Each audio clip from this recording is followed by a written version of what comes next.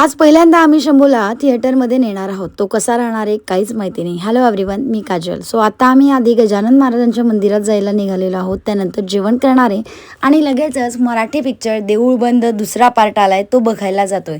अजूनपर्यंत आम्ही कधीच शंभूला टॉकीजला नेला नाही. आई पप्पा त्याला घरी सांभाळायचे आणि मी अंकुर पिक्चर जाऊन बघून यायचो. सो आम्ही तो बघितला, पण तो छान राहिला. नेक्स्ट डे इव्हिनिंग आबोलीकडनं आम्ही माझ्या आईच्या घरी यायला निघालो. आल्या शंभूचं खेळणं चालू झालं. जावयाला बासुंदी पुरणपोळी आवडते, त्यामुळे आज आईने बासुंदीच करायचं ठरवलं आणि दूध आटवायला घेतलं. तोपर्यंत यांची मस्त पार्टी चालली होती. माझ्या आईला अनरसे करून द्यायला मदत चाललेली होती.